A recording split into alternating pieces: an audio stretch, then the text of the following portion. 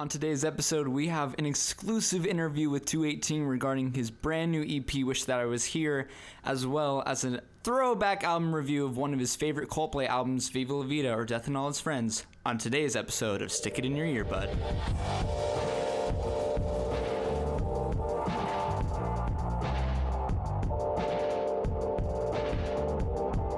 Hello? Hi. Hey there? Thanks. You're welcome. Welcome to Stick It in Your Earbud. Can I just say, stick it in your earbud? You can't say that. You can't say that. I think management said that you couldn't do that. Well, it's the name of the podcast. Yeah, but they said that excessive usage. You can only say it like once or twice in the podcast. It's kind of like the F word in PG-13 movies. That wasn't my contract. Yeah. Shoot. Yeah. I guess How many times did I just say it? You said it was like three, a solid 4 or 5 times. Am I going to get fired? Yeah. It was like a 6 or 7. Shoot. I hope so. Hey, this 218 guy, I think he can be our new host, Mr. 18. I hope so. Yeah. Anyway, welcome to the podcast. This is a music-based podcast to share with your buds. My name is Drew Hendrickson, and I'm your main host. With me are my side hosts, Joshua Cheesem and Hudson Freeman. How you doing, guys? I don't want to go first. Doing well. A little tired. Doing well. I'm excited about this episode. I will be happy to let you guys know that I just announced my third proposal to my third wife. Congratulations. Veronica Vell Johnson. Unfamiliar with the name. She's a pretty big deal. So Am I supposed to know who that is? Veronica Vell Johnson. Okay, obviously she's New York's #1 art critic. Well, she's a aspiring art critic. Those are the same. They're the same. That's a little bit of a dichotomy. Okay, well, she goes onto Reddit and she looks at art pieces from Sonic the Hedgehog forums. And I think I have heard of her. And what Ronnie does is she... Wait, Veronica. Ronnie, I call her Ronnie for short. That's cute. It's really cute. What she does, she goes finds the best Sonic the Hedgehogs, sometimes Shadows, and she says, "Hey, this one's better than that one for sure." And she submits that to New York Times. Sometimes they respond, and what do they respond with? I'm hesitant to say this because it's not really my business, because she did tell me no. wait, what did she say no to? Oh, to my proposal for marriage. So are you still working on it, or is that severed? Oh, no, I was just announcing the proposal. She kind of went the way of the second wife in that I consider us married. But anyway, to get back to it, New York Times, oftentimes, if they do respond, will respond with an email saying, "Hey, Sonic the Hedgehog isn't a valid form of artistry. What? You aren't a real person. You're actually a character created by a 41-year-old man named Carlos in Albuquerque, New Mexico." But Really harsh. yeah, I find it to be a little rough. Mm-hmm. Yeah. And I feel for her. Mm-hmm. But I wish her the best of luck in her endeavors. yeah, I do too. Forward. So anyway, that's what's going on with me. So, Wow. yeah. Well, we will check back with you later, Hudson. You've heard this gentleman discussing in our conversation our DJ, our producer, our all-around good buddy, Ephraim McFarland. How you doing? I'm good. I'm just trying not to laugh because I laugh a lot. I'm good. Oh, I'm glad you're actually in the studio with us today. Yeah, I am. I feel so much closer to everybody, mainly because I am. Did you want Welcome. my hand? No, I still don't Okay. want to do that. Okay. All right. That's fine. still a no. That's fine. Yeah. Well, I think we're caught up with everybody. Yeah. Actually, I had something terrible happen. Oh, no. Yeah. What happened, Cheese? 2 weeks ago, I went over to my friend Austin's house. Like you guys know, I think. I don't know who he is. Oh, It's well, besides he's the point. yeah. And he has what I like to call a hellhound, a tiny dog by the name of Margot. And needless to say, she took my glasses from me. She took my sight. She demolished those suckers. They are no more. Are you being serious? You're not wearing glasses at this moment. I'm not. That's How why do I you haven't see? been wearing them. I can see, barely. Wait, so like, did she chewed on them and like just destroyed your glasses? Yeah, they are gone. They are long I gone. feel like a bad friend because I haven't noticed that you're not wearing glasses, and you wear glasses like Every day. every day. You wear them to see, so Yeah. big deal. Do you deal with contacts? Nope. No. Yeah, I don't need that negativity in my life. I don't like touching my eyes, so that's why I just go with glasses. You don't like touching your eyes? No, I don't like touching my eyes. Okay, maybe I'm the only person in the room, but I love touching my eyes. with your fingers? Yeah, Like, anything. like your eyeball. yeah, my fingers, sticks, people with pink eye. Quick. Hudson. What are your top 3 things to touch your eyeball with? What's my top three things to? Okay, well, first off, ring finger is a big one for me. Okay. Obviously, I maybe index finger is my second choice. I go back and forth between ring and index finger, and then my knee, which is that's a weird one for a lot of people. But honestly, just try it sometime. I'm just noticing Hudson doesn't have any white in his eyes. It is all red. Yeah, that's weird. I've never noticed that Yeah. before. That's so interesting. Can you see anything? I can see directly in front of me. I have like a 2 to 5 foot cone of sight in front of me Interesting. at all times. How did you get to the studio if you can't see? You know, I click. I'm a clicker. Oh, hey, I He's walking actually, around campus like, Yeah.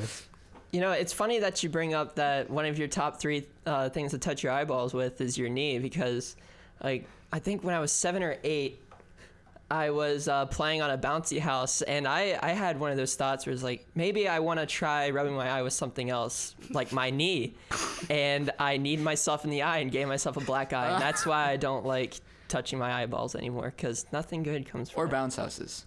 I love bouncy houses. It's not the bouncy house's fault. It's kind of. I respect that. It's. Thanks.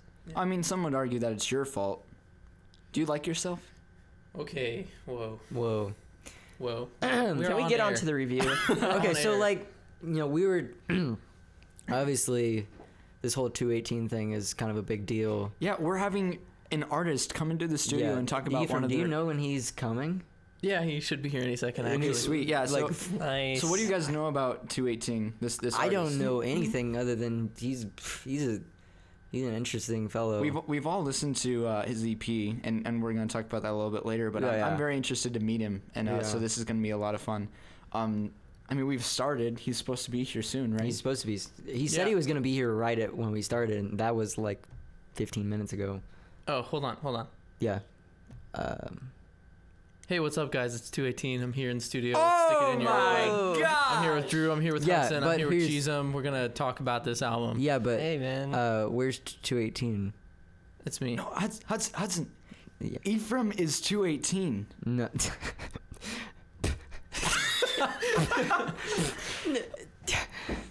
Did you just guffaw over there? Would you fall over because you can't see 3 feet in front of you? Hey, get up, Hudson. Say that again to me. Say that again to my face. Say it to my face. This is bigger than the whole Hannah Montana, Miley Cyrus deal. That was Okay, really- about that. Yeah. The only thing that was different between Miley Cyrus and Hannah Montana was a blonde wig, yeah? Just a blonde wig. How did she go that long without anybody recognizing her? I mean, how long has Clark Kent gone without being noticed as Superman? Oh. Wait, this might help Hudson understand. I'm gonna take my hat off. What the crap? The hat is off, people. 218 has horrible hat hair. So yeah, 218, aka Ephraim McFarland, our producer, came out with an EP. Everybody, I had no. it is very good, my friend. And we're gonna talk about it a little bit. Thanks. I'm ready. I'm ready to dig into this thing. First of all, I know we we kind of talked to Ephraim, but how is 218 doing today? Today? Today, yeah. Pretty good. Good. Particularly on this day, our local news magazine has published a forward/review of Wish That I Was Here. Hey. And yeah, I'm appreciative of said local newspaper. And they had some nice words to say, and they asked me some questions. That's really, really cool. Yeah, man. It was Good cool. for you, sir. So I have a question, if that's okay. Do we want to like get into an interview or something? Yeah, let's Is that do it. cool? All right. Cool. So, wish that you were where? Yeah, where's here exactly? That is the here. question. I don't mean to be like hard on you or anything, but like you're here right now, and is that the place that you were talking about when you were writing that song? Did you wish that you were in our studio? Is That's, that it's purposefully vague because, I didn't want people to figure that out, and now we're broadcasting it on air, so it's kind of like, So man. I don't mean to like. That's quote not unquote. that is not what I meant. I'm winking into the microphone right now. I just did a double wink. Oh, It's called blinking. classic. No, What? no, No. I don't think so. Not with my eyes. Not in this studio. Not with the eyes that Hudson has. Nothing's really normal. It's actually really hard to blink with my eyes. Good job. You're I doing blink good. about 3 times a day, maybe. Hudson is bleeding out of his eyes right now. I just tried to wink at Ephraim. I don't know who Ephraim is, but you can wink at 218. Yeah. Is that the guy with the hat hair? Yeah. Oh, He there took he his is. hat off again. There he is. Yeah, your hat hair is ridiculous right now. Oh my god. Too bad this is a podcast and no one can see it. Oh, man. What a shame. It's too bad. I'll just have to take a picture of it later. Darn. That'll be the cover thing for the Your hat hair? episode. Yeah. Yeah, that's a good idea. Top down view. So you have recorded material in the past. Your first album being A Brief History of the Present. Mm-hmm. And that was released in 2017 as well. Mm-hmm. But the recording process, that was last year. Is that correct? That was like January to May of this year. Okay. And that was here at our university. I had a friend who was a senior in the recording tech program. He wanted to do a senior project, and he knew I had written some songs. So he was like, hey, do you want to partner with me? And so I was like, yeah, that's cool. And we did that, and that was a lot of fun, and I'm really glad I was able to do that because I've had a lot of those songs since high school, and it was cool to kind of get them down on paper, metaphorically, because it's digital, it's not paper. Cool. So how does this EP differ? The fans are calling.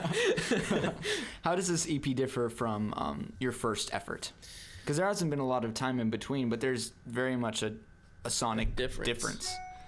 Maybe you should mute your freaking laptop. I just did. Okay. So, Wish That I Was Here happened all on my computer. With a lot of those songs from the first project, I wrote them on my guitar. I sat down, sad high school boy writing songs. And instead of writing songs on my guitar this time, some of them had beginnings on guitar, but I kind of just messed around with them on my computer instead and tried to figure out what I could do with them there. So that's kind of why it sounds so different. You know who we owe that to? Who do we owe that to? Tom. Say it with me. Tom York. The computer. Invented Thank the you, computer in Tom 1996. See, let's just all thank them together. Thank you, Tom York. Wow. Woo! I'm sure he's gonna really appreciate that. Mm-hmm. Yeah. When he listens to this over and over again. Right. Yep. Yeah. Of course. Tom Yeah, of York course. is a As he's going faithful to subscriber. So lyrically, where did you come at this album from? This EP, if you will. Lyrically, I tried to use English. I just made a joke and then laughed at it.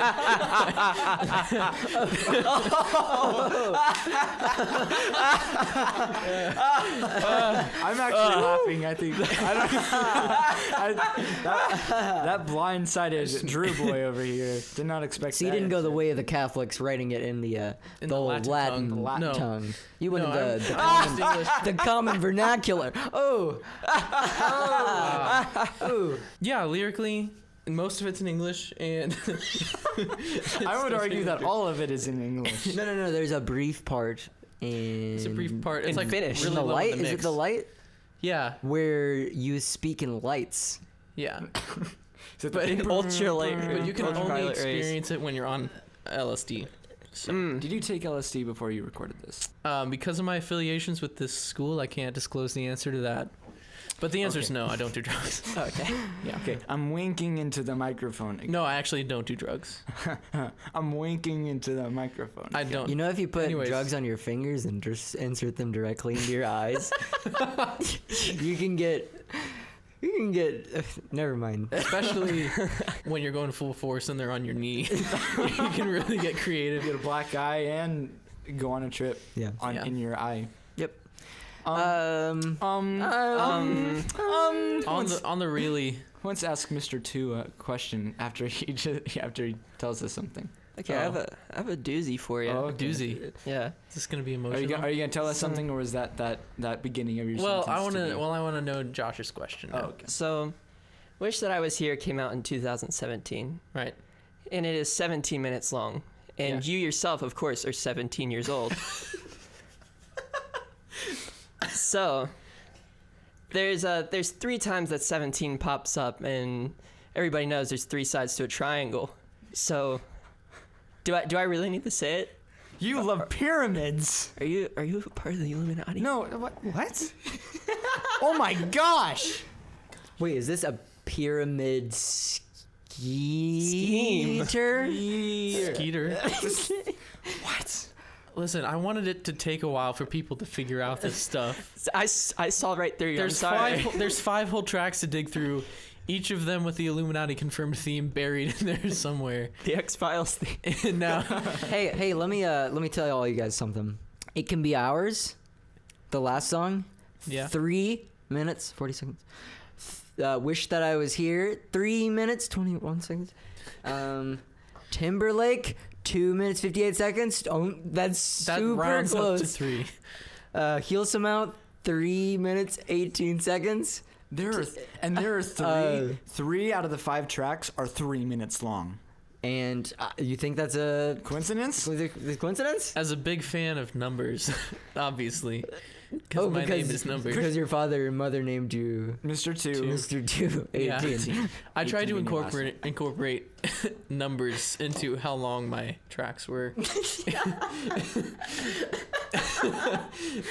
Just like I tried to use You're pulling English. an old Bon Iver. Yeah. So So like contraire. No contraire. Okay, I feel I don't want to keep this going because I want to actually talk about how good this. I feel like we're offending this whole process of interviewing you, Mr. 218. what's up? This EP is fantastic, and I'm not just saying that because I'm sitting right next to you. I'm saying that because You know, I've had so many people tell me that. I'm not saying this because I'm sitting really, really close to you. yeah, this is really good. Good job, man. Thank you. This is really good. I know. I think we're all in agreement that we are very happy with this Oh, thank God. EP that you've put out. Appreciate it. Do you guys want to like back me up on that? Yeah, I concur. I just want to say that these songs are really pretty, Mm-hmm. really beautiful, and I had a moment. I was dancing alone, listening to the titular "Wish That I Was Here." I was dancing alone in That's my a room. sad song to dance to. Actually, me and Oh yeah, our host over here, we were. My name is Drew. Yeah. Oh, I forgot. I knew that. We were driving around. I think this weekend we were just. We were going back and forth from Harvest Fest, yeah. And so he was playing music in his car, and Wish That I Was Here came on. I hadn't listened to this yet, and so I remember Drew talking to the group we were with, and he said, "This is my friend. This is our friend." I was like, "This isn't Ephraim, is it? I mean, this isn't 218, is it?" And he goes, "Yeah," and literally my jaw dropped. I was just, I was amazed. It was crazy. I was driving On the road, that's really dangerous. Yeah. Did you know that We almost died. Did you know that in the Bible that Samson beat men to death with a jawbone? Well, I almost died I almost trying had to to do pick that. up Josh's jaw. Does he have a really heavy jaw? There is some. He has a pretty. heavy There's jaw. more biblical correlation going on. Yeah, this is Oh, pretty and biblical. I think we all know where the Illuminati fits in that. Yeah, tell us. He said, "I think we all know." Everybody knows that Samson actually fought lizard people, Yeah. and lizard people founded the Illuminati, Yep, they're just trying to and cover it up. they produced this no. album. Well done, Wait, lizard people. what? No, but seriously, Lizard you wrote all the music, you produced it yourself. This was just you, and Yeah. the effort is really really good. My favorite track personally is "Wish That I Was Here," but I mean I love all the tracks, but "The Light" is also a standout for me. The Light's my personal favorite. Oh, actually, I think "It Can Be Ours" is my personal favorite. "It Can Be Ours" is really pretty. And The Light's probably my second, but "It Can Be Ours" is really really cool. I really like specifically that "It Can Be Ours" is like a really good, like a kind of a way to patch the way your last album sounded and the way this EP sounds. Mm-hmm. Yeah, I tried to make it. This album has a lot of all the drums and stuff are just a VST.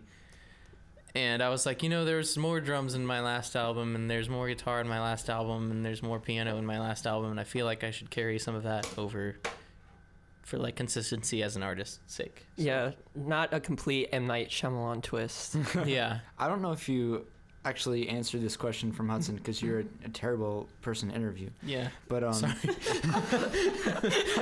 Yeah, let's never have him back again. Yeah, this was a mistake. But lyrically, what was going on during this process? I know it was in English, but Yeah. but what was going through your head as you were writing this music? Well, like as with any like art, it's all like super personal, and if it doesn't come from a place of being personal, then it's kind of just like, not that pop is bad and impersonal, but it kind of just ends up being pop. Like it ends up being generic and something that everyone can relate to, which is not bad. And also I want people to project onto this music like what they think the words are about, because that's a really important facet of like good music, I feel like. But yeah, this summer I stayed in Springfield instead of going home for the first time, and I didn't really have anybody like around, and have like many friends around, and no family, and like to me family's like super important. So it just kind of came from a place of like really being on my own for the first time, and like being lonely / like kind of confronting things about myself. And I think this is like a universal thing for everybody. Like there comes a point where you become a little bit more self-aware about your deficiencies and proficiencies and how they work together to make you like a whole person, because you're not a whole person without those like bad things too. If they didn't exist, then like you're just this smiley guy, Mm-hmm. So it kind of came from like reflecting on that stuff. So yeah, a lot of like Heal Somehow definitely I feel like serves as a good, like that's why it's the first track, is because it's kind of this overview of like, I thought time would change some things, but I'm still the same person. Like, why is that? Mm-hmm. So that's kind of like a theme throughout the album lyrically. Cool, man. Yeah. So Mr. 218, where can we find this "Wish That I Was Here" EP? You can find it on Spotify, iTunes, Tidal, Amazon, Google Play. What else did I? Shazam. As in Siri. Shazam you can it. ask Siri, what is this? And it would be like... And then she'll buy it for you. yeah, and then boom, she'll buy it for you. So, yeah, it should be on your preferred platform. And if it's not, let me know, and I'll put it there. And if you really like what you hear, you could purchase it. Purchase it. Novel idea. It's on iTunes. I bought it myself. I left a review, and you should too. Ding. A positive review. Unless you hate it, then you should definitely give it a negative review. Yeah. Hey, we value honesty here at Stick It In Your Ear, bud. Absolutely. So on that note, I would suggest that all of our listeners stick this in their ear. Hey, listeners, Stick it in here. stick it in it. Yeah, bud. Stick it in your ear, bud. Hey. That's a stick it in your ear, bud official review. Can you put like a stamping sound effect? All right, 1, 2, 3. There it is. Hey. Nice. I'm gonna put 3 stamps. Watch. Wow. He's doing the work for me. I don't even have to go in and put the stamping sound. We can fix it in post. Well, Mr. 218, do you want to stick around and review this Coldplay album for us? Yeah. Actually, I don't want 218 here. Can you get Ephraim for me? There we go. Oh, hey. Hey. You missed 218. Oh, He is the worst person I've interviewed in my entire life. Also the first. First and the last. Thank you for that. When we come back, we're going to review Viva la Vida, or Death and All His Friends, the 2008 Coldplay record. During this little break, we're going to play one of 218 songs. Which one do you want to play for us? Let's play Wish That I Was Here. Perfect. Title This track. is live. Boom. This is live in the studio. Right. Live in the studio. On record. We will be right back. Turn the key, step on in, rest my head, but I'm not home. There's nothing for me here. There's nothing for me here. My friends, there's nothing for me here. Feel the heat of the sun on my skin, but I'm not warm. Turn the key, step on in, rest my head, but I'm not home. There's nothing for me here. There's nothing for me here. Our friends, there's nothing for me here.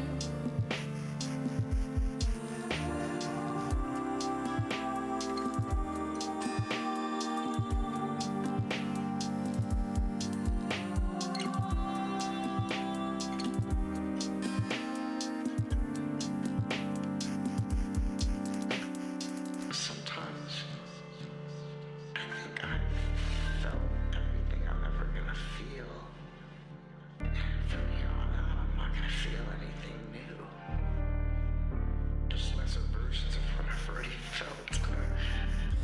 Every day from the out, looking in like a cell phone. It's my skin like a dream, but my mind is in the ozone. I wish that I was here. I wish that I was here. My love, I wish that I was here.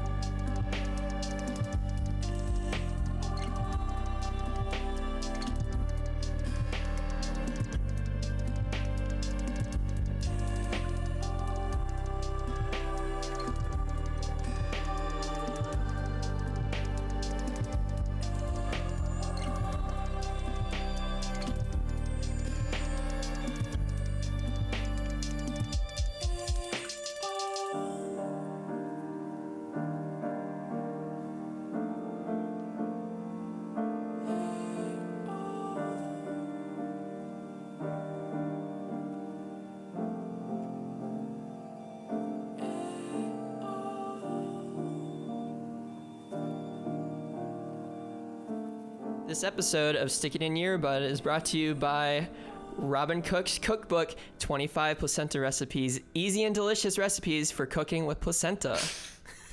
You know, Did you say polenta? placenta, polenta, plantains, all the same.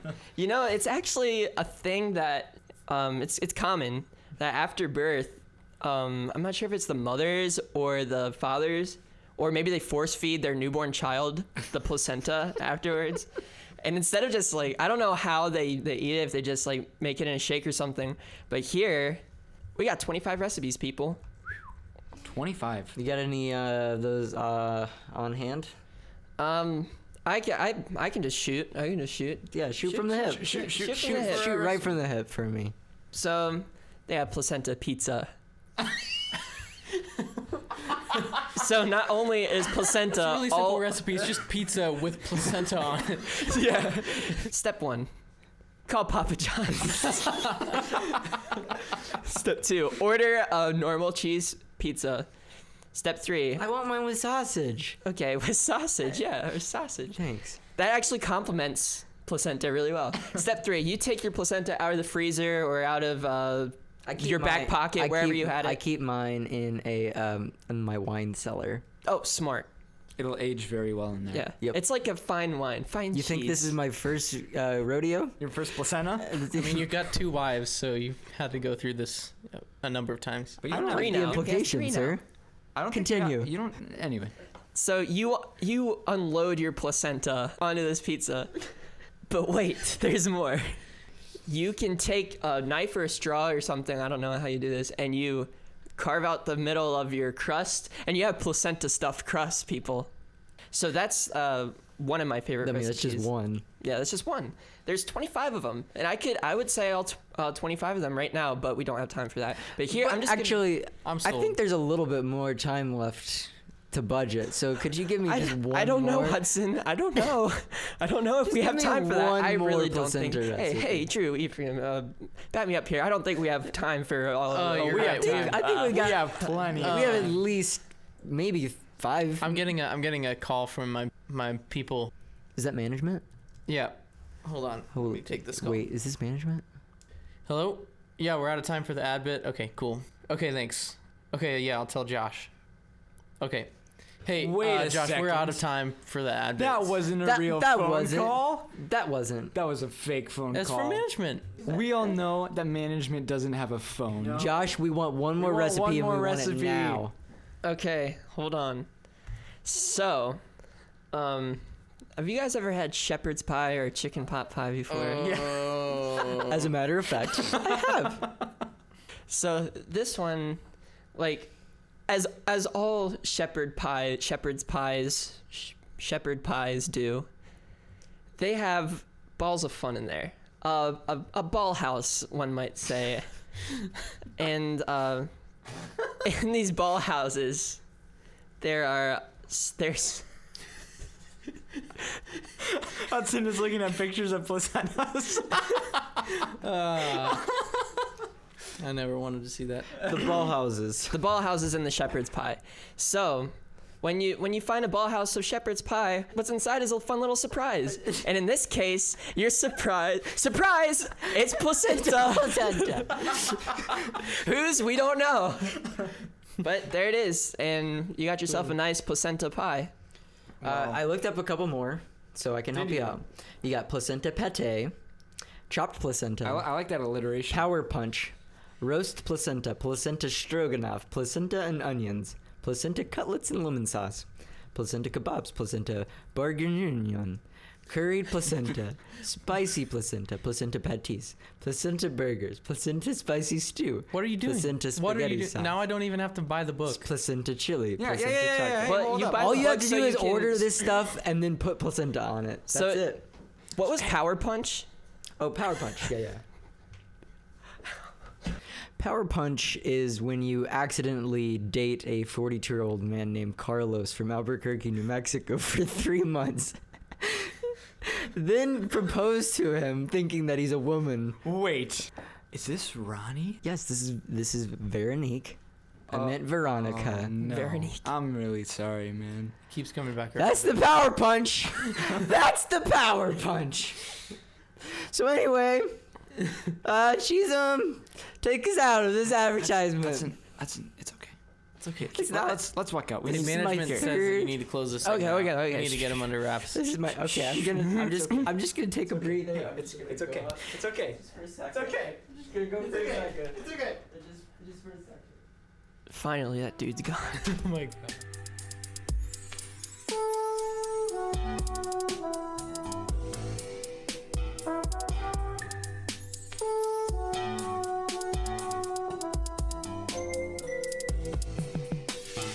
Welcome back to Stick It In Your Ear, bud. We're going to review Coldplay's 2008 album Viva la Vida, or Death and All His Friends, with our special guest, 218. Hi guys, it's 218. Hey, 218. AKA Ephraim. So it's almost like no one new is involved in this endeavor. Wow. But you're 218 now. But technically, it's not. That was funny. Thanks. Hudson, did you think that was funny? I did. Oh, wow. Am I gonna start being made fun of because I'm sitting on the same side of the table as Drew? And by the same side, you mean the middle. Yeah. We are in a different studio, so if you are listening to this and you're like, oh, this quality sucks, it's because we're in a different room and we might change back. So, stop being so critical and Don't be such a meanie. don't be so mean. And you can blame me and just get on with it. So Coldplay, who is Coldplay? I know who Coldplay is. Okay, I do chose you- a really obscure artist. Yeah, Eve chose this throwback record because he's like, hey, there's nothing we're really jiving about, and that fit our time frame. So it's like, hey, Eve, what do you want to do? And he's like, let's do a throwback album. And Eve, what did we pick? Viva la Vida or Death and All His Friends by Coldplay. Coldplay. So Yeah, who's Coldplay? I know who Coldplay is. That's fantastic. So initially, when this idea surfaced to review this Coldplay album, Viva la Visa, I was, excuse my language, shocked to find that Coldplay had a fourth album. See, I only knew about the other three albums that came out, Yellow, A Rush of Hot Blood to the Head, and Hot Blood. what is it? A Head Full of Dreams, their quintessential album. Right. I mean, when you got Joey Buckingham on there, he's just playing everything. Really, he's the main guy. Yeah, Jimmy Justin Bucklebarn. Do you guys know Johnny Buckingham? Jimmy Bikini Bottom, actually, he really took the bull by the horns on this one, and he said, "Hey, bull, we're making a record, Yeah. Viva la Visa, and here it is, 2017." Do you know how long it took them to get the to get Visa to support this record? Yeah, a long time. Right. I mean, this is Especially a after huge they were company. in debt from the bull. Right. Those are expensive. Yeah. You can't just grab a bull by the horns. You got to buy the bull. You got to talk to the bull. You And got they're, to gotta they're like, train the the only way we're gonna be able to do bull. this, use a Visa credit card exclusively. exclusively. So everything you just said is wrong. Don't think so. I don't think so. Coldplay is made up of four gentlemen: lead singer, pianist, and guitarist Chris Martin. Lead guitarist. Oh, I know this one. Johnny Brickleberry. Johnny Buckland is the man's name. Will Champion on the drums and Guy Berryman on the bass guitar. They formed in the good old year of 1996. They came out with a slew of EPs in 99 and followed those up with their 2000 effort Parachutes with the smash hit Yellow. That was followed by Rush of Blood to the Head in 2002 with hits like In My Place, The Scientist, Clocks. And then in 2005 they came out with X and Y, which has arguably their best song, Fix You. And of course, if you listen to the first episode, I explained all this in great detail. Eloquently. Yeah. A Rush of Blood to the Head is my favorite Coldplay record, and Parachutes is up there as well. So those first two albums are very near and dear to my heart. X and Y is mixed. I mean, like I said, it has Fix You, which is arguably their best song. That's what they close with. So after X and Y, they're like, man, what are we going to do? What are we going to do? So you know who they hire? Brian Eno. And they get this boy to jump on their album. Sour Good old Brian. buddy boy. They got Mr. Brian on here. So of course I wasn't listening to Coldplay when they released Viva la Vida. I started listening after Milo Xyloto, which is the record after this. But I was a Coldplay addict in middle school. That was Drew Boy's favorite band, Coldplay. Give me middle school Drew. What do you look like? What do you sound like? What Middle do you school smell Drew. like? So imagine what I look like. Okay. Except Sad. Yeah. except I'm shorter. Oh. I don't have any scruff on my face. I'm a that's good. clean-shaven man. Oh, okay. Boy. Yeah. I'm just a little boy. Just a little wee little lass. Little- And one. I'm just a boy chilling. And okay, so in choir when you walk into choir and there's that one kid and he's playing the piano and you're like, okay, I get it. You can play the piano. Yeah, I'm like, all I can do when I walk into my choir room is be like, gotta focus on my harmonies. Gotta focus on those harmonies. Those tight harmonies. gotta compromise. And this punk, this punk is like, hey, I know you got harmonies stored in your head like a flash drive right now. How about I erase them right now with my stupid songs? Yeah, I was that kid playing the piano in choir, and I was playing Coldplay songs. Guys, I learned how to play Viva la Vida. It goes like this. And then they play it on the piano, and it sounds really bad. I'd play on the piano. You know what I would do? Because we had a keyboard in there. I would go to the string setting, and then I would play Viva la Vida. Let me That's a play a little classy bit move. of what that is going to sound like. Yeah, that's Drew pretty Boy. close to what it That was Drew And- currently playing that. I mean, hey, we cannot just dismiss the fact that in middle school, Drew was in I a hate band. You I had a band, I and hate you know both what? so We want much. to know what that name is. It wasn't a band, first of all. It was an idea, and it never birthed. It was just Has an Okie afterbirth. there was no placenta involved. Let me just say that it was never. There was no band. It was just an idea, of me and some friends, and we wanted to make a Christian rock band, entitled "Follow After God." Okay, notice the first letter of each of those words It would not be in good taste to make that an acronym for and put that on a T-shirt. for a Christian rock band. No, that would not be a good I idea. don't think it would be a good acronym for any Ever. band or anything, No, it's not. That's not a unless Yeah. it's about like Yeah. British cigarettes. Mhm. Or a bundle of sticks. Yes. Then it's appropriate. Then it's very appropriate. exactly. Then everyone will understand. In the right context. So yeah, middle Moving school Drew is addicted to Coldplay, and when I started off listening to them, I listened to all their singles, all their huge songs, because I knew what Fix You was, but I was in PE and I heard Paradise for the first time, and I was like, ooh, what is this? And my friend's like, oh, I think it's One Republic, is what they said. Oh yeah, it's got that hallmark One Republic sound. So I looked it up and I couldn't find Paradise by One Republic, but I could find Paradise by Coldplay, and indeed it was Paradise by Coldplay. And I listened to all their hits. That turned into listening to all their albums, and I listened the frick out of Coldplay. So I know all their songs. Yeah. Every single song. I don't know a What's lot the of. fourth alphabetical song order. off of Parachutes? So the first track is Don't Panic. Second track is I'm already Shiver. doubting him. Third one is Spies, and fourth one is Sparks. I rest my case. See, it's a sickness, and I mean, without diving into Coldplay in middle school, I wouldn't be where I am today, listening to Radiohead. Wouldn't be where I am today listening to Coldplay and Radiohead. And Radiohead, no, yeah. I can thank a lot of my musical taste to Coldplay. I think Coldplay's a good platform to jump off of, but I was very excited when Eve said we should review this album, because I very much like this record, and we can talk more about where it lies in their discography later. But needless to say, I am very familiar with this record, and I have many thoughts inside my little brain that I've been rumbling around since I've been 13. Little So noggin. you're gonna hear some stuff, okay? You can hear some stuff. You're gonna hear a lot of Drew on this episode. You're gonna hear a lot of Drew on this episode, but it was picked by Eve, so Eve has his own opinion on this whole thing. Because I don't listen to a lot of Coldplay, especially the recent stuff. I don't listen to a lot of Coldplay. Their recent stuff is garbage, except for Ghost Stories. Yeah, pretty good.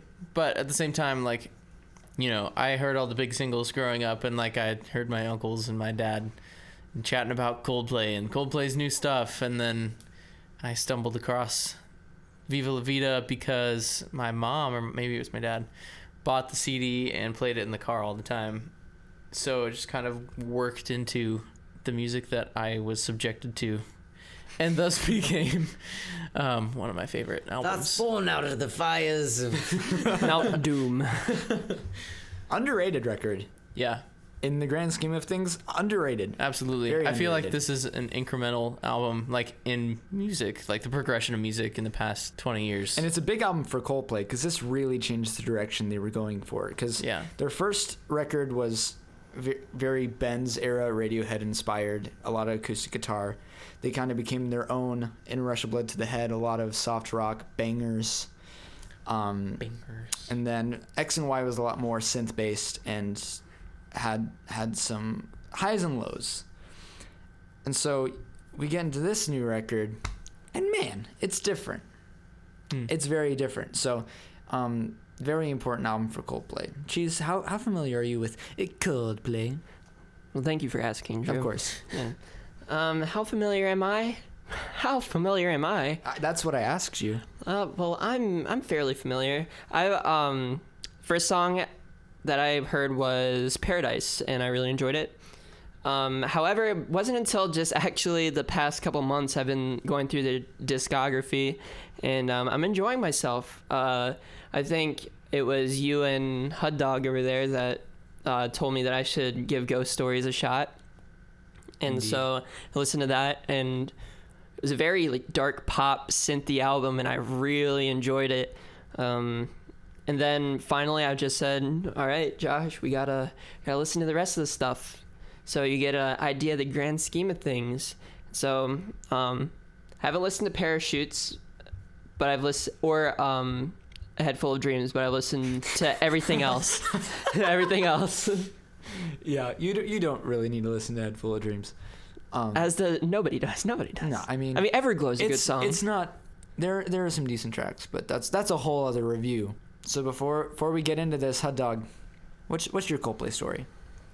My Coldplay story is like most people. I kind of grew up hearing the singles. My mom had loved Fix You a lot. That was like one of her favorite songs. So like Fix You became one of my favorite songs. A lot of the music that I got into was like a few songs that my mom really liked, and that was a way for me to bond with her. But I really liked Clocks. I really liked Fick You. Fick You. Can we bleep that out? Is that teetering the line? Fix. Figs You. Fig Newtons. Yeah. I'm sorry for my language. I really like Fix You. How do you pronounce Milo Xyloto. Xyloto. Okay. Yeah. My mom really liked she really liked Every Teardrop is a Waterfall. So I really got into that song, and obviously Paradise. So like a lot of the songs I listened to were just singles from the albums. Yellow is one of my all-time like favorite songs. It's just a really like, it's kind of slightly raw, and just it's a really pretty song, and the lyrics are really clever and interesting, and I feel like it stands the test of time. It continues to be one of my favorite songs. Obviously, I heard Viva la Vida. Everybody hears that song. Was a huge radio hit. I got into Ghost Stories, the entire album, as opposed to the singles on the other albums, because Google Play had this thing where they were giving it away for free, like the whole album. So I downloaded that thing and listened to it a ton. Ink and Midnight were like my favorite songs of that album. Specifically, Midnight was just a really, really interesting song for Coldplay, but also for my development, like listening wise, it was a different experience. And like you guys have kind of touched on, Coldplay is very much like a pop act, but they constantly delve into like types of music that you don't hear necessarily in pop music, and they touch on it. They don't like go completely deep into it, but they kind of introduce you to it. So in many ways, Coldplay was kind of like a band that introduced me to the stylings of alternative music and independent music, and they kind of, in a catchy, melodically pop way, go about interesting styles. So I was very much into Ghost Stories, and I kind of just been more of like a casual listener, listening to singles. So I'm the expert. Okay, expert. is what yeah, I don't want to be annoying about it, but I mean, this Coldplay is very much an important part of my younger years. Little Drew boy In a band called Follow After God. in a band called Follow After God. We did we do a Coldplay song? Of course we did. I just don't want to talk about it. I don't want to talk about it because we had like 2 practices. Nice. Was it for like a talent show or something? No, we just wanted to play together. Hey, To each his own. To each his own. Friendship. All right, boys. Let's get into it. Let's do this. It is currently 12:20 a.m. It is very late. I'm at sleepy. night. Yeah, but the spirit of Coldplay Is alive. Is Very alive. much alive in us. But I think talking about this will get us excited. So All right, let's do it. let's start this off. Life in Technicolor.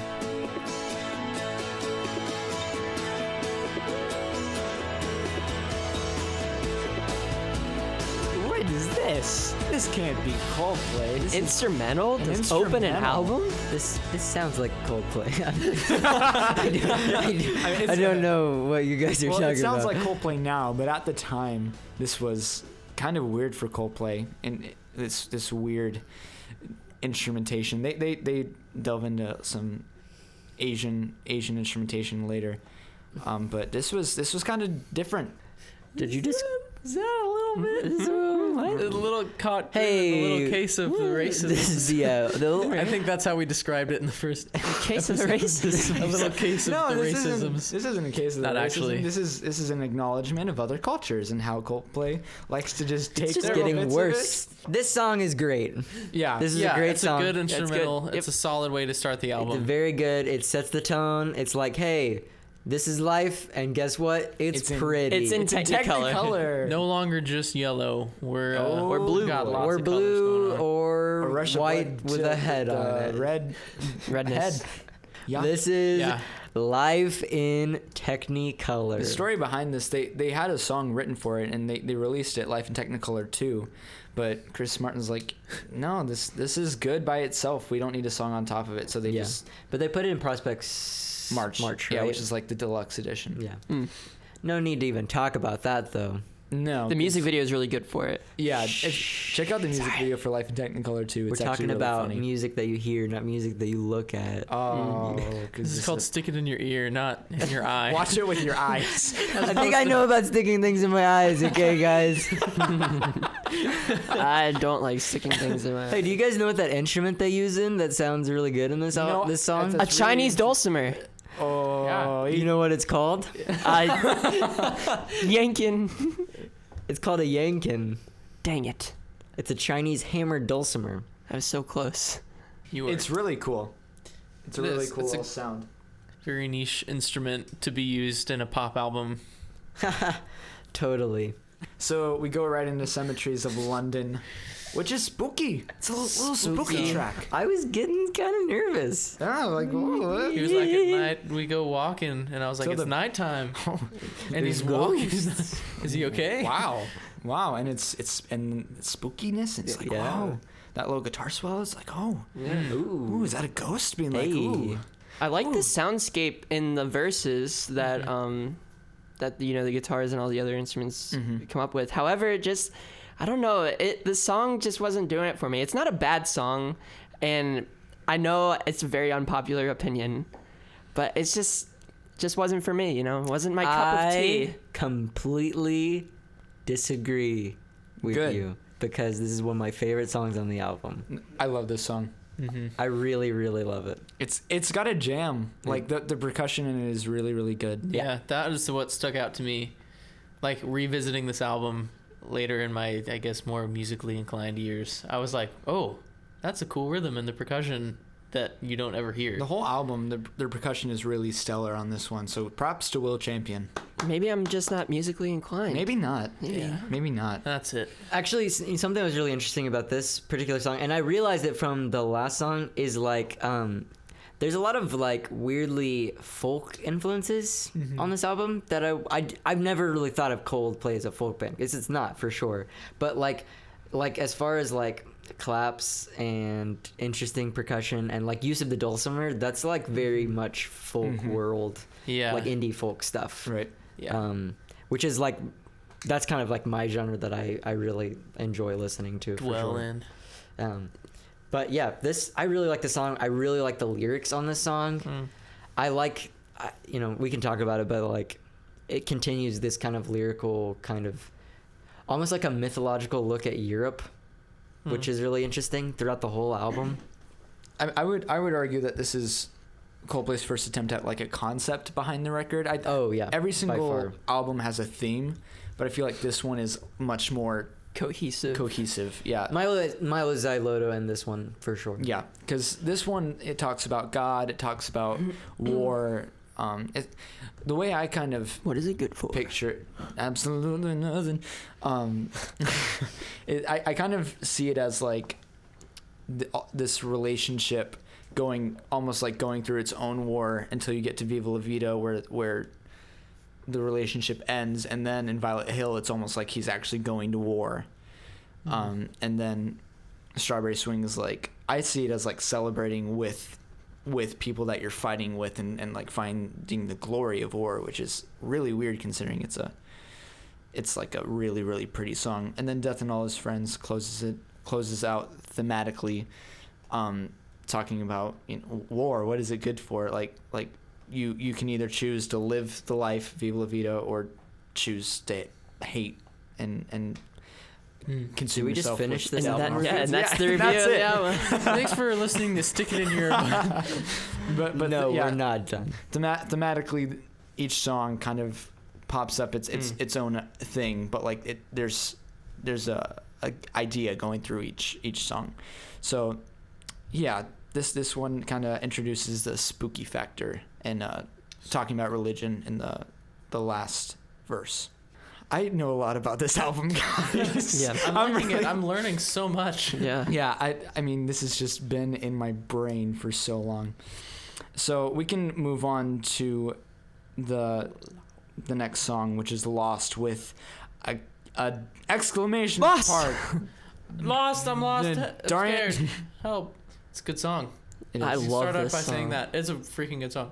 Also, another song where the percussion jumped out at me particularly. The percussion on this song is excellent. Yes, it almost makes a song for me, Yeah. because I can't even imagine this song without that.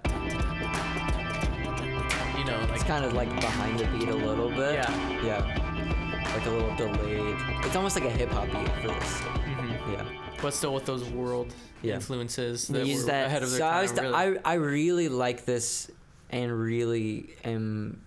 It's a lesser for me mostly because I feel like I really like the verses and the hook of it, and then like I felt like the chorus doesn't really do a lot for me. I don't know.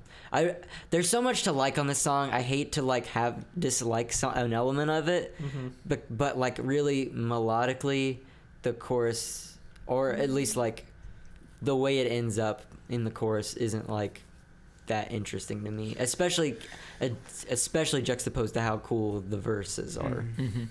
But like I said, I hate to like dislike an element of it because there's so much cool going on. Yeah. This was a single. This Sorry, was like that's my mom. This was the 4th single. Oh, Mom. All right, next track, 42. Oh baby. 42. Oh baby. Oh man, this song is just a rock tune at its core. Considering where we are in music, like in 2008, the success of this song was like astoundingly awesome, because it's just a straight up rock song. For Coldplay, they've rocked out. Yeah. But like in the scheme of this album, it's a really, really nice, like they're not just playing a song, they're like jamming out. The middle school Drew, hello dream. And he was gonna play this song, and he was gonna play the piano up front, and then he was gonna play guitar in the middle. You'd have to make it follow after God appropriate, though. Of course. I actually have a lyrical change that I've prepared for Do you? such a thing. Yeah. Do So the you? original verse is, "Those who are dead are not dead; they're just living in my head. And since I fell for that spell, I am living there as well." So here's what I would change: "Those who are dead are not dead; they're just living in my Jesus."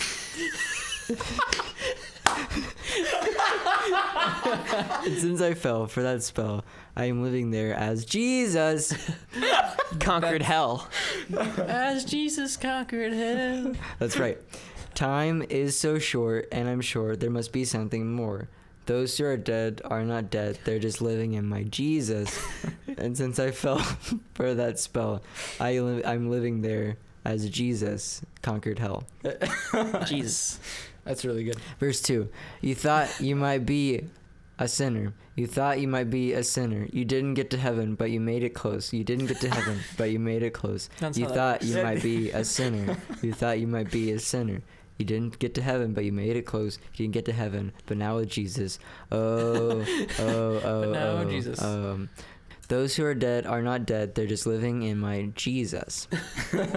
Thank you. Very good. Nice. Yeah, There you go, Drew. I should totally call up the guys and be like, guys, Follow After God is Follow After back. God- we got our lead single. Got a lead single figured out. Our lead single. It's a cover, but It's a cover. It's a with an spoof. with the M Night Shyamalan twist. Yeah, this is I think this is like the heaviest Coldplay has gotten. They have a song off of Milo Siloto. It's called Major Minus. That's really heavy. That's really cool. But yeah, this is really cool. I love this track.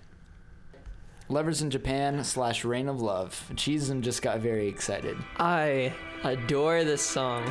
Let's listen to this one for a little bit.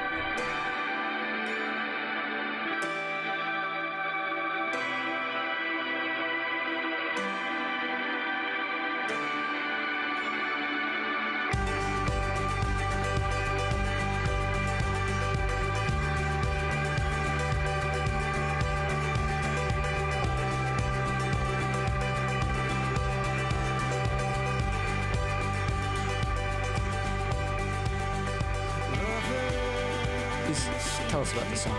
Oh man, you know, this is a contender for my favorite song on the track, on the album. Sorry.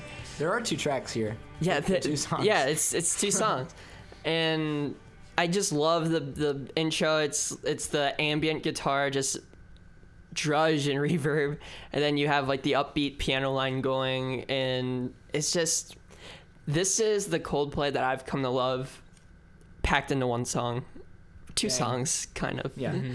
And I love both halves of it, and oh man, it's just so good. I love it. There's something to be said about like the consistency of the album, even though it goes through this roller coaster, like that piano sound, how it's got that, it's got such character. The piano, there's like one of 3 pianos I feel like that they use on this album. There's like that one at the beginning with that riff, and then there's the Reign of Love, really soft piano that they kind of use at the beginning of Death and All His Friends as well. And then I don't know why I said 3. Like the classic Coldplay the classic organ. yeah, and like it's so consistent, but at the same time there are those like minor changes that will add so much character to a track. And this is one of those tracks that the piano, like the character of the piano, is so incremental to the track. This is my least favorite song on the album. Oh, Hudson. Okay, I will say that in the grand scheme of things, have I said that? I feel like You I've said that a like, lot. In the grand scheme of in things, the grand scheme of things, this. I think it's if I worn just off say on it. me because I've said that a couple of times as well. In the album, it's lower on my tracks, but I mean I do love this song. I especially love the second half, which is Reign of Love, which I think is one of the most beautiful things Coldplay's ever gorgeous. done. I really like Reign of Love. I don't like the first. It's not that I don't like it. I find there's a lot of problems I have with Lovers. The first part. Explain. The biggest thing that I was telling Cheesem earlier is the reverby guitar is really pretty at the beginning, and then it's like mixed really, really loudly throughout the whole song to where it like can barely hear any of the other instrumentation. I think it makes it kind of lush. I mean, it's kind of weird having this album being like so integral to my music listening that I wouldn't really think about something like that. So that is interesting. I love reverby guitar. That's like my favorite genre, and it's not even a real genre. What's your favorite genre? I Reverb love when they put guitar. reverb on guitars. Any genre that has that, like, Yeah, like Sign me I up. on most days I would answer that way. yeah. But like I'm barely hearing his voice in parts of it. Yeah. I'm barely hearing the piano parts in parts of it. I don't know.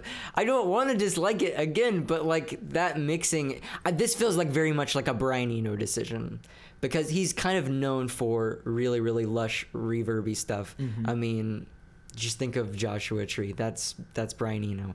Like he loves that stuff, and Loves it. It feels like very much a production mixing choice of Brian Eno, and as much as I like it, but it's very overwhelming. for me. That's a trend I've noticed, like in the album. Listening back to that from a mixing standpoint, there are points like sometimes when you think of Coldplay, you think of Chris Martin's like nice falsetto-y melodies, and like he uses his his lower full voice like in this album, and because of the instrumentation of the album, it gets lost sometimes. I feel like there have been times where I'm listening to the album and like the vocal seems buried. That's interesting. And yeah. So I definitely know what you're talking about. I'm gonna give a shout out to Johnny though. He can play. He can really and on this album, I think everyone really shows off their musicianship more than they usually do. Yeah, for sure. On a Coldplay record, usually I don't want to say they play it safe, but I think that the members of Coldplay are just as much like part of dreaming up the album. They're not just like musicians that they come in and play, but they're like kind of working on what the record's going to sound like conceptually and stuff. Yeah. Mm-hmm. And I think that's why they work so well as a band, because they do that together really well. But here they really do show off their musicianship. Can I pose a question though? Sure. Why is it that Lovers in Japan and Yes are both split up into 2 songs and they're right next to each other? I don't understand. Yeah, that. It's like 4 and 2. It's that's like 14 minutes worth of time In that 2 is supposed tracks. to be 2 tracks. Yeah, and I don't understand. It feels completely unnecessary. Lovers in Japan was just Lovers in Japan part was released as a single, and not the Reign of Love part. And the Reign of Love part is my favorite. So I think that's why it makes it okay. That's why I can forgive it, because the Reign of Love part is better. Yeah, I get it specifically in Lovers in Japan. This is going to get us talking about Yes. I don't understand why Yes... It's like immediately afterwards they're like, okay, let's do that exact same thing where we have 2 parallel songs next to each other. And I find that really weird. I'm going to Google it because this is something that I noticed a few bands did, and like this era of time where digital hadn't quite taken over all the way yet, and like people still bought CDs. I feel like there is a trend, so I'm gonna do some research. Are we talking about Yes now? Yeah. I don't like this song. I'm sorry. I just don't like it. All right, hear me, children. Of all of Coldplay's material, I would say that I've thought about this song more than any other Coldplay song. That's very interesting. Because the beginning, the first half, is probably one of my favorite Coldplay songs.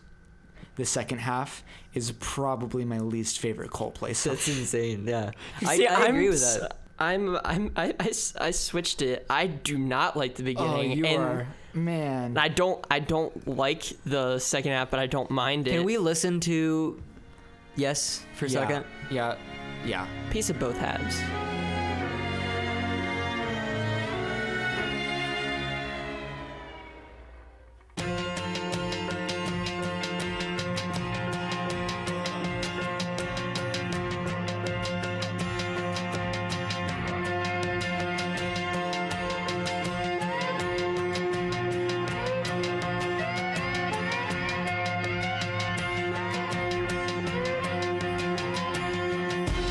When it started, we had high hopes. Now my back's on.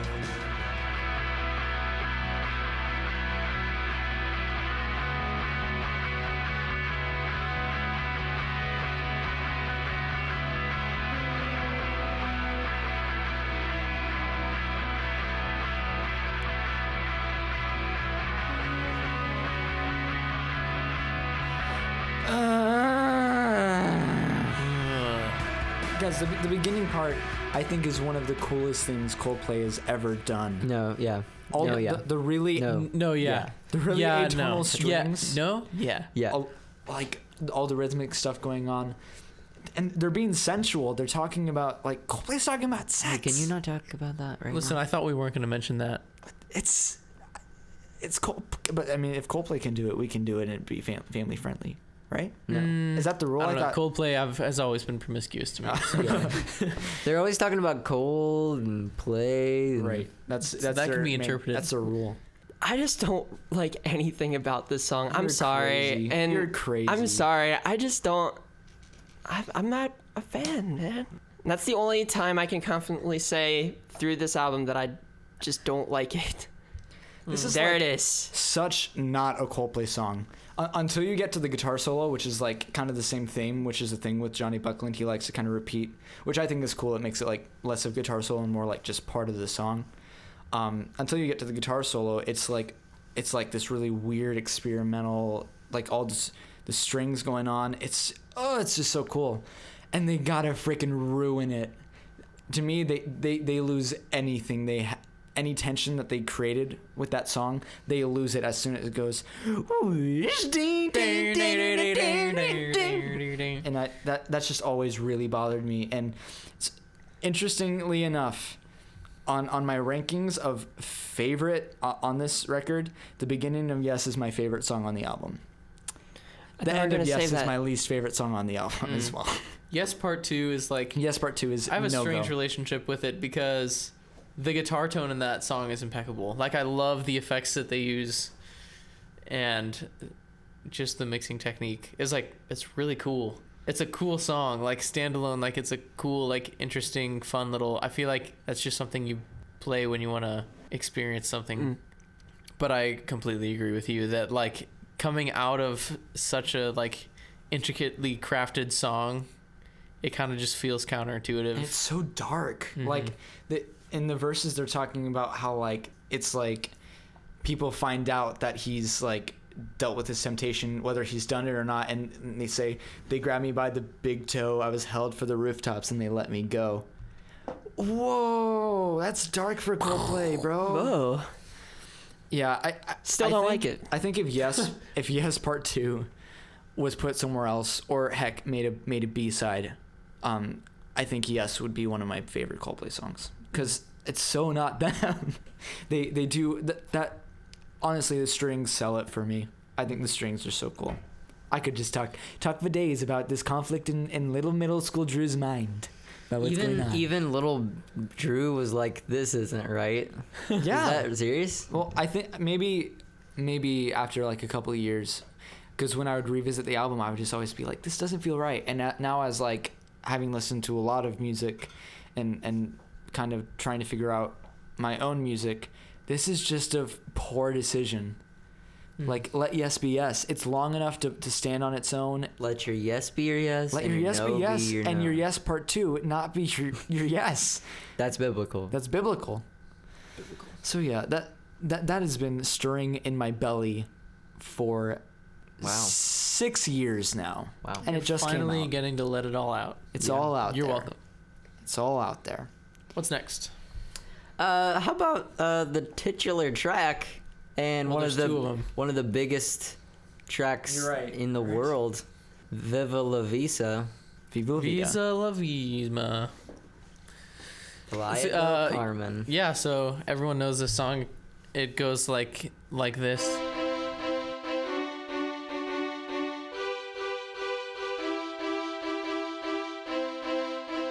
So that's what it sounds like. Boom, boom, boom, boom, boom, boom, boom,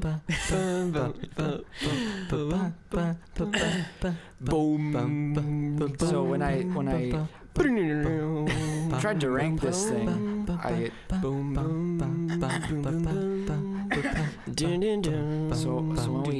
when I tried to rank this song, hey, that's the bell, right? leave that bell I'm getting alone. a call from management. They're gonna need you to stop. I'm also getting a call from management. That's weird. I'm not calling. Hey, you. me too. At the same time. Hey, management. Hey, we're on a conference What's call. that? This You is don't want us to management. stop? What's Okay. that? The end of the world is arriving soon. No, that's REM. Great. For some reason I can't explain. Why did you let them have a bell? Especially on this album. Yeah, that was a mistake. Get this out of here. In I also have a hindsight, dulcimer. That was a Wanna hear bad it? idea. Ding. A Yanka. Ding ding. Chinese dulcimer. A dulcimer and a bell? We need to have a conversation after this, okay? I know, and I spent like our entire budget. on What? that. We had a Sorry. budget? We had a budget. I'm sorry. And you spend it on a bell? And a dulcimer? How much does a church From bell cost? China. You don't want to know. Oh my gosh. Okay, It costed our entire budget. Okay. The dulcimer is on a loan, so we're in 2,000. debt. Are we? Oh my gosh. 2,000, Higher or lower? Cold. Higher. 4,000, Higher. $30,000.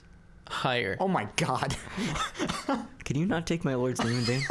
Sorry. $78,000. Hold on. I have to pull up my transaction. On Google. Did you just put this all on your credit card? I put it on the stick it in your ear credit card. We have a credit card? Yeah. I don't. We had money. We don't have an account. How did you open this card? Do you get tax exemption? No, this is also plus tax. Wait, where were you at price wise? Yeah. Okay, so 78,000. 78,000, actually lower. 65. Much lower. 12,000. A little bit lower. $2,000. That's a lot lower than your last price. 8,000. Yeah, I'm seeing some inconsistencies with your 8,000 is guesses. right around the sweet spot. Okay. Wow. What about the My dulcimer? Was that 800? Let me pull up that transaction. So you're saying that each of us could On have Google. went home $2,000 richer? No, we're saying No, this is Ethan was going to buy a no one gets to dulcimer, use this. and so he joined this podcast as a way to finance that. This Yeah. has just all been The his plan. hammered dulcimer was much easier to come across. But more expensive, right? The loan isn't from actually purchasing a hammered dulcimer. The hammers are what's expensive about it. No, I'm in some legal trouble because I just punched this guy that was playing hammered dulcimer and I took it. Did you steal it from him? That's Yeah. a lot more So complicated. essentially, you're paying the legal fees So we had after enough robbing for the this church man. bell in the budget. Yeah, it ran us a bit dry. A bit? A bit dry, which is why I took out a loan to help with the legal fees. And here we are. At least we have And a I'm going to dulcimer, need to take though. those back because you guys abused them and I went through all that trouble for nothing. Okay. Sweet. So Viva la Vida is a good song. Yeah. How can you not like it? Hey, how can you not like it? In this, like, when I tried to rank these songs, I kind of didn't count it because It's its own thing. it's its own thing, and it works beautifully in the record. Mm-hmm. But it's kind of exceeded the state of the album. It's just That big? Yeah, It's that I felt big. me and Cheesin were talking. We actually like sonically, it does sound like the album. I think it's so iconic that I was like, "Why Why what is this in an song album?" doing in the middle of this alternative album?" yeah. right. I feel as though that is a good way of looking at it. It's completely lines up sonically, completely lines up lyrically. It works great. It works perfectly with the album, but it's so like it has such a presence in my mind as a song I hear on the radio that I'm like, what the frick is it doing on this album? This is like your mom's driving you through McDonald's to get a sundae in like summer of 2008. You know what I'm saying? And it's playing on the radio. Yeah. I'm 10 years old. And their I ice just cream got my machines first cell are phone. working. My dad gave me a pocket knife and some cologne because he said I'm about to start stinking a little. I finally stopped using training pull-ups. In 2008, you're older than us. Yeah, you would have been 11. Anyways, it's a good song. It's one of their best. Yeah. Yeah. Yeah. On the album and it's as a weird. single. Like it's got that weird part in the middle, and it's beautiful. Like, I thought I told you to get that bell out of Also, here. we can't talk Sorry, I about Viva La couldn't Vida resist. without talking about the rise of Minecraft parodies. Because this was the time on YouTube where people were making Minecraft YouTube videos. And Really? 2008? And yeah. I and- feel like it was a lot. or maybe a little later. But I don't let me, think was Minecraft out at 2008. Oh yeah. Let me look it up. But Viva, I'm about let me to just look look it up up. I Viva doubt La that. Vida Minecraft and Fallen Kingdom, a Minecraft parody of Coldplay's Viva La Vida, came out 5 years How ago. did I miss this? I it have came no out idea 5 what you're years- talking Actually, that came about. out 5 years ago. It has 110 million views. Yeah, I've seen it. I've never seen 110 this million before. views. And here's a sound clip from it. Used to rule the world. Chunks would load when I gave the word. Now every night I go stowaway. Hide from the mobs I used to slay. And many more videos like that followed suit. Albeit this is like way after the album came out, but it was thanks to this song. It really was. Yeah, and that's part of its and legacy. they're intrinsically connected in my mind, and it's so unfortunate. Yeah, I don't have enough good things to say about this song, and it really doesn't get old to me. No, I love this song. Honestly, in terms of like Coldplay like singles, it's one of the best for sure. And it's one of the weirder ones. Yeah, it is. It's like not my favorite, but like it's just impeccable. It's just a really, really Yeah. really fantastically. pecked. You can't peck it.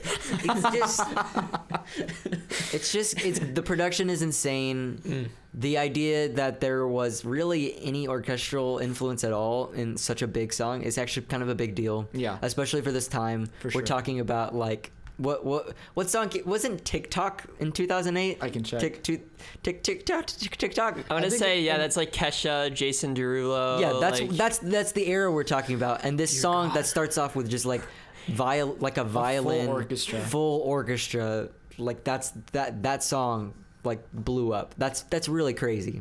TikTok was like 2 years later, but I mean, it's in that general. It's in that general like time. Right. Yeah. Right. By the way, check out that new Kesha album.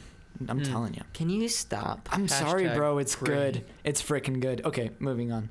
Yeah, Viva la Vida. Minecraft came out in 2011. What? Oh, that's why. Did you just turn into a ghost? What? All right. Violet Hill. Wow. Lead single. Believe it or This not. was the lead single. This was the Yeah. lead single off Wow. of Viva la Vida. And frick yes, dude. This song gave me a lot of emotions as like a middle schooler. Yeah. A lot of conflicting stuff going on. Yeah, in my 8th grade relationship, I was like, man, just tell me if you love me or not. Yeah. Like because of this song. I would say Yeah, that was this bad. is one of the most underrated Coldplay songs. I was gonna say that I don't think it gets enough attention. Especially it being the lead single. I mean, And with a I did song not like know Viva la that. Vida, though. Yeah, right. I mean, They had to know that was going to be. But even then, That's it's really. But at the same I didn't time, I know think that, they knew actually. it was I going to be just so looked that up. underrated that they like wanted to give it some limelight. Possibly. At least that's how it comes didn't they across put to out me. Midnight first, like on YouTube? Yeah. When they released Ghost Stories, they put the video for Midnight out first. They're notorious for putting out their strongest at the end. Like Sky Full of Stars was the last single, right? The first single was Magic, Yeah. and then I want to say Midnight was second. Right, that was their like the actual single release. And then Sky Full of Stars was the third one, right? And that was the big song off of that. Yeah, but like they're really good. Well, I think it's cool that they hold back their strongest one, at least, and they build hype around deep cuts rather than what they know is gonna hit hard. Yeah, this song does hit hard. It's a rock rock track, and it's kind of curious that this would be the lead single, and I'm glad it is, but you wouldn't hear this on the radio. I think it did well because it's Coldplay after they had just done Fix You, so it's going to be huge. These lyrics regardless. are super haunting, They are. and they're like spiritual and like they're about love, but like in a sad way. I think this song best encapsulates Encapsulates. Puts within a cap.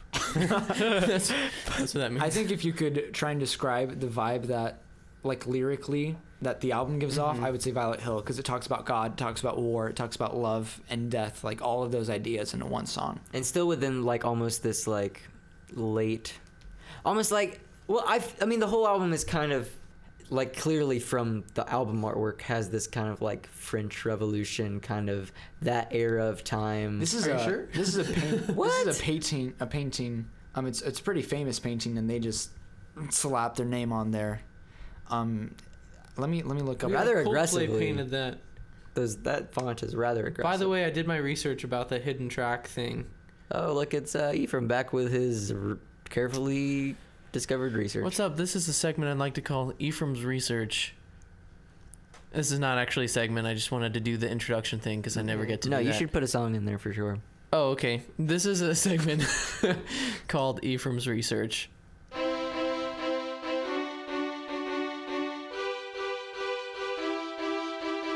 Oh, that was so cool. That was a good one.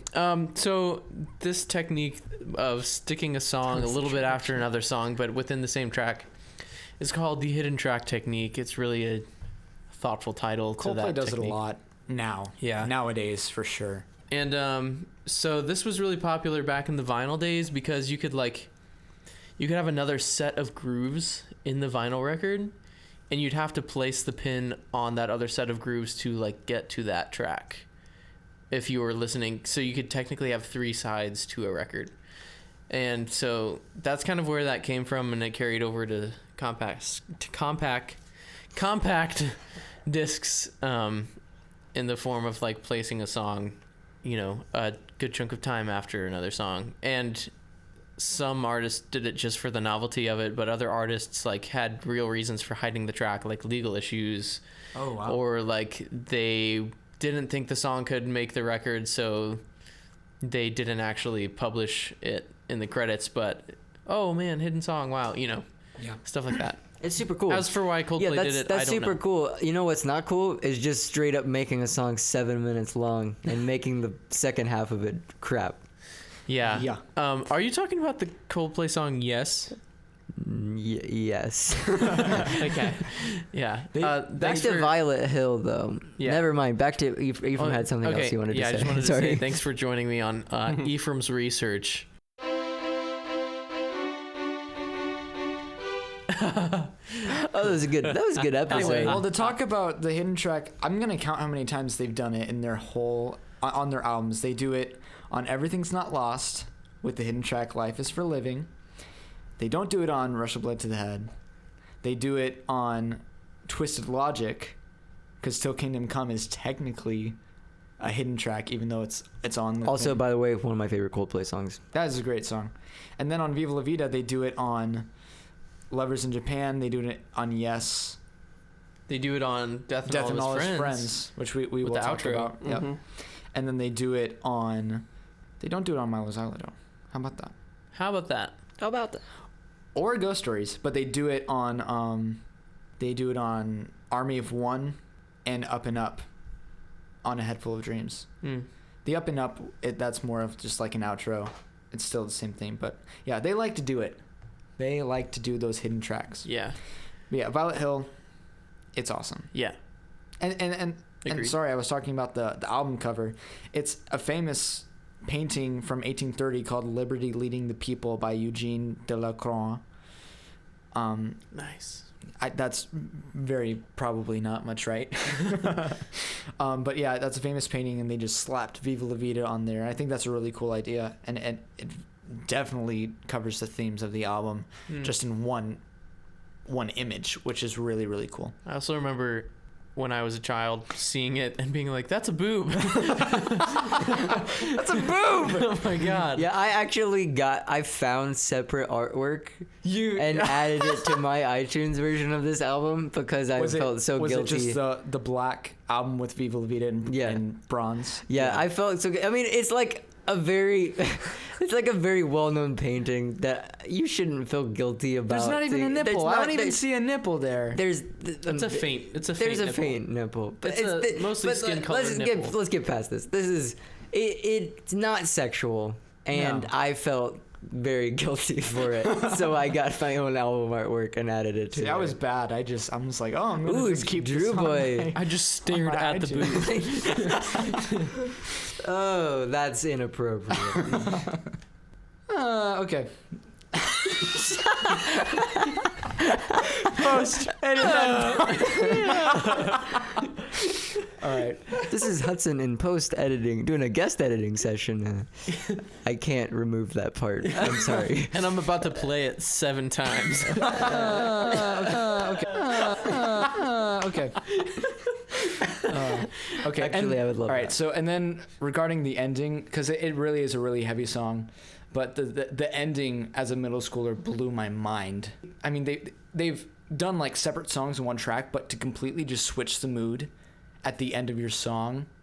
I mean, they kind of did at 42, but I just felt such like an emotional, What like song that are we just talking hit about? me. Violet Hill. Okay. I think it's because Violet Hill starts out heavy and then ends that way. 42 goes back and forth. Yeah. So like you're Yeah. kind of expecting it in this cheesy way, but Violet Hill is like, it's got this ba ba ba ba, and then it just drops, and suddenly it's And just the end lyrics are just gorgeous. yeah. Took my love down to Violet Hill, there we sat in the snow.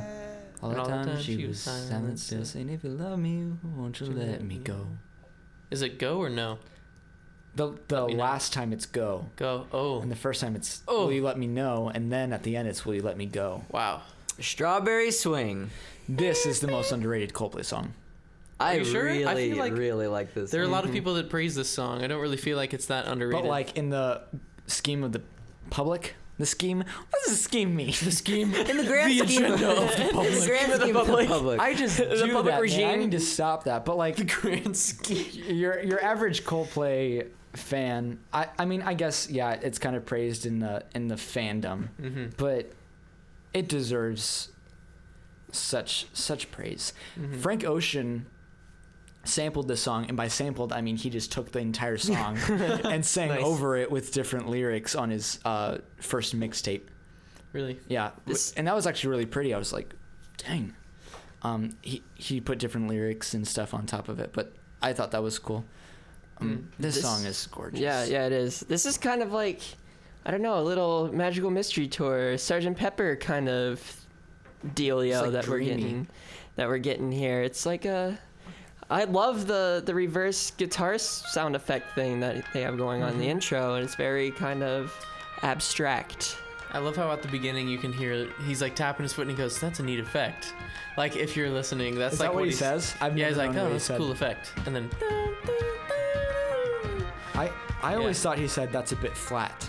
oh, no, he's like, "That's a neat effect," Googling it. and I love that because I, like, you know, It makes it sound like they were like, "That's a neat effect," and then Let's they were do like, it. "Record it." yeah, And exactly, they're like, and let's like start the song that way. that's such a cool feeling. Like if you've ever, I mean, I'm sure you've been like you play around with your gear or something and you come across an effect and it's just kind of like, yeah, Yeah. I like that. Or like you're playing a little piano and then you accidentally like fall onto the piano and it makes a sound that you're like, whoa, this sounds like I'm almost dying on a piano, and you're like, That's a Let's neat start a effect. song like that. that. And then I record it with my phone, and then I send it to Drew, and he just makes fun of me for it. And then I put it on a VCR tape, and then I put it out of the VCR tape into my DAW, and then out of my DAW into the toaster. You know, like that's And how then, I Like use how it. you make recorded music. that. Yeah, And then recorded that into a potato. yeah. And then we have Do you know you can A Man power One Day clocks by with Hudson potatoes? Freeman. And then it sounds like this. Did you know you can power clocks with potatoes?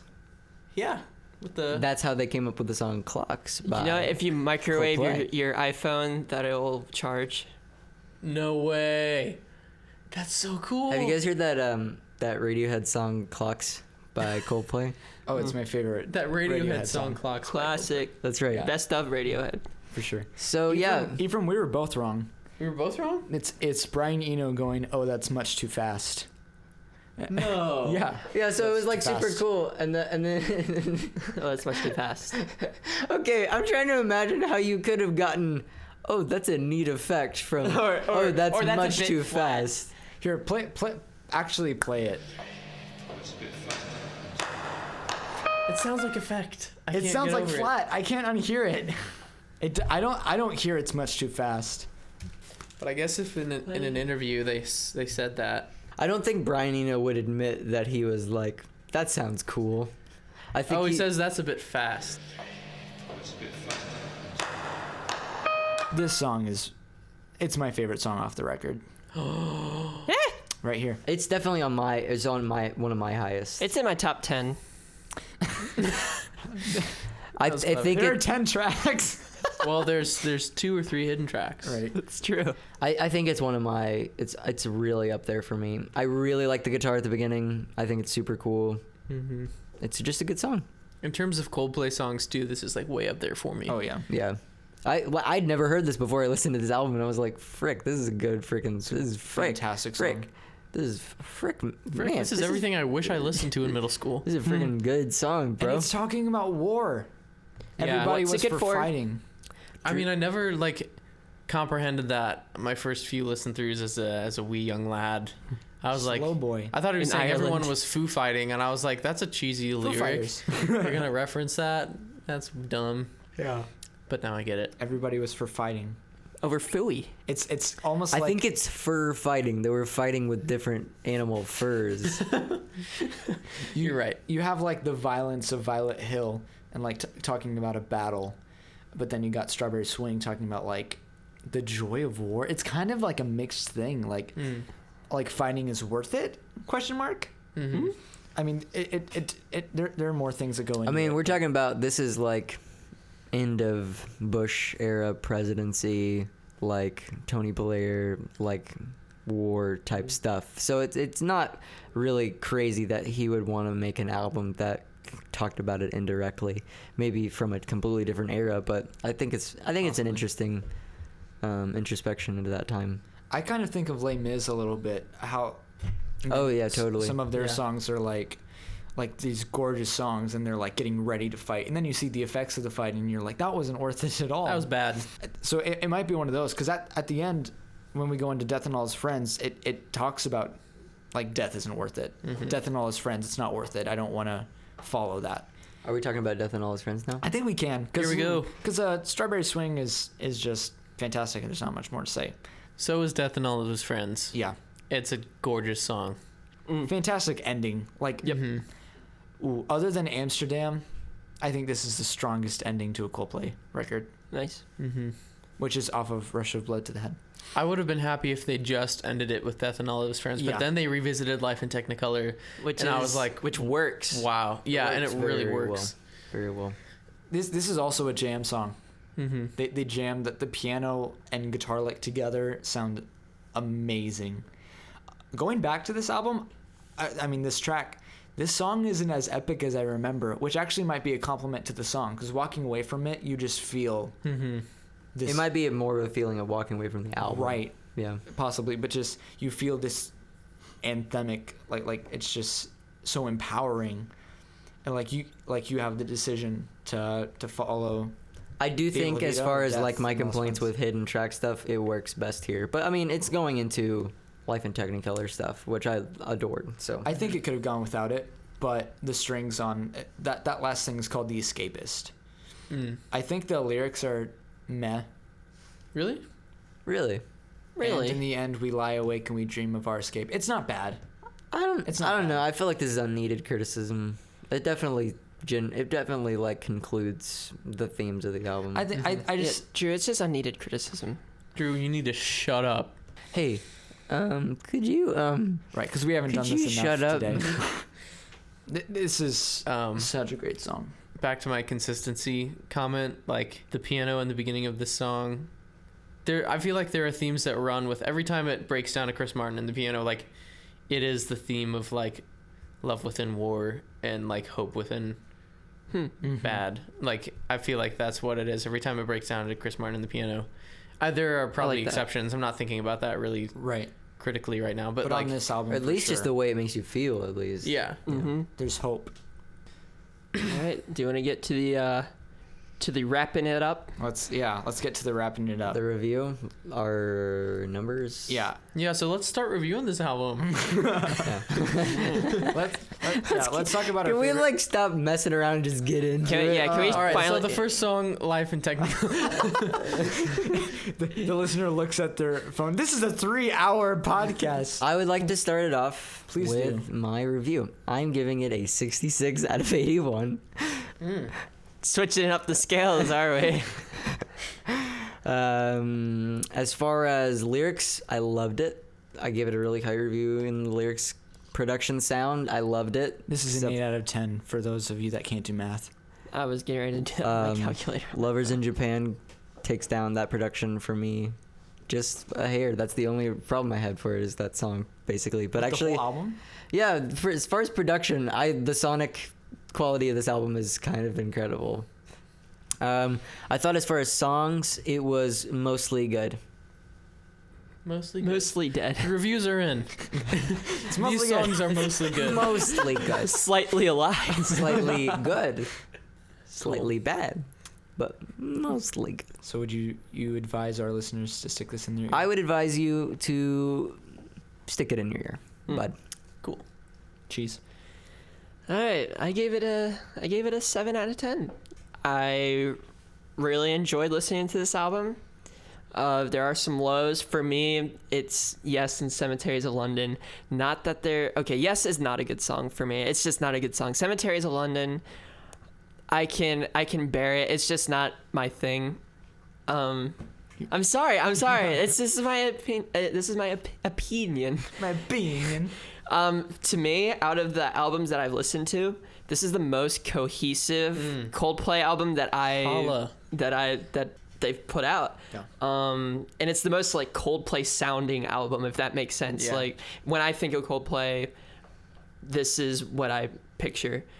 And yeah, I would highly advise to shove this down deep in your ear canal and yeah, listen to it. Really? It's good. It's good. Awesome. There's a reason it's a classic. Is it my turn? You can go. I'll take a stab at this. On the scale of scales, and for those who don't know what that is, it's a scale comprised of scales. Used for scaling. Maybe I didn't need to explain that.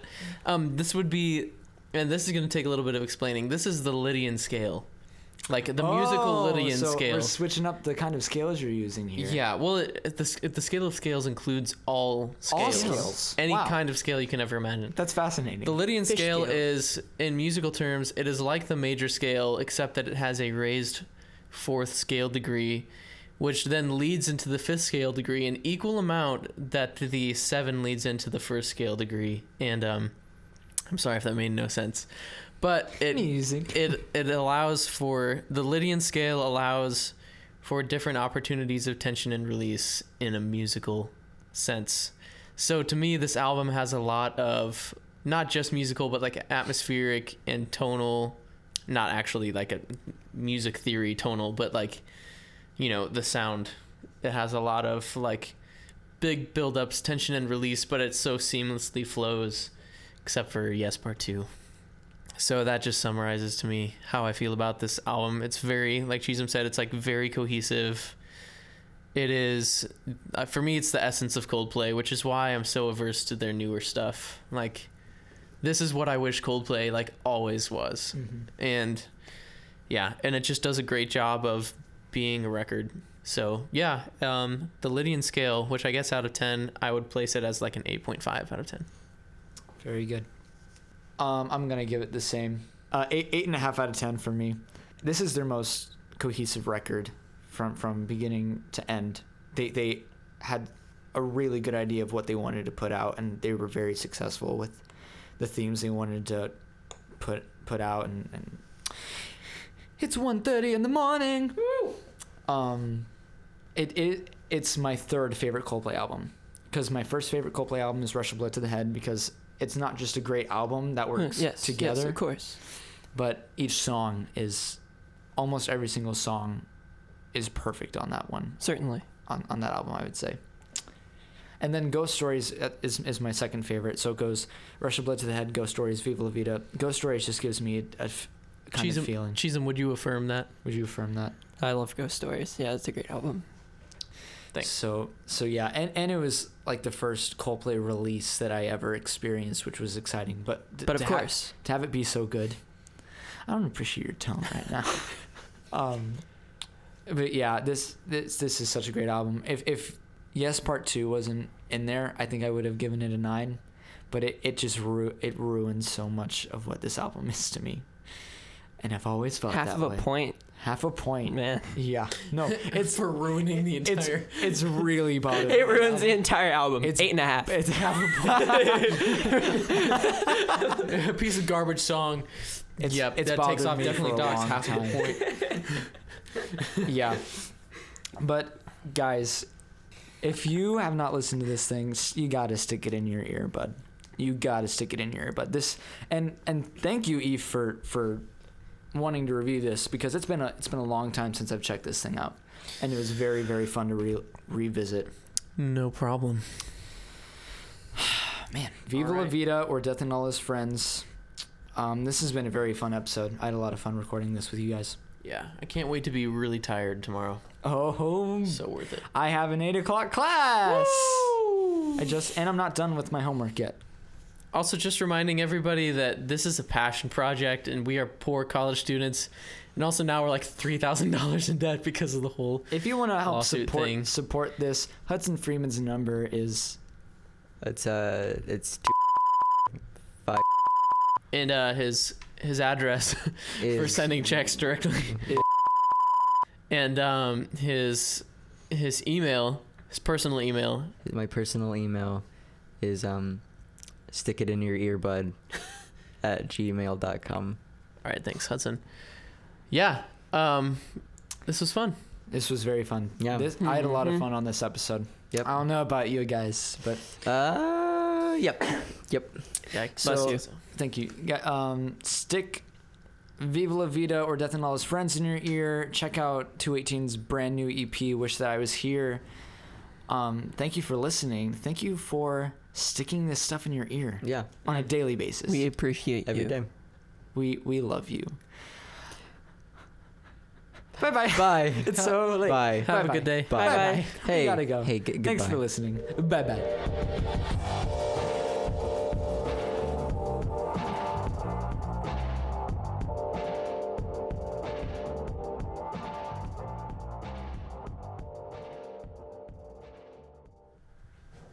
Are you freaking done? Just kidding.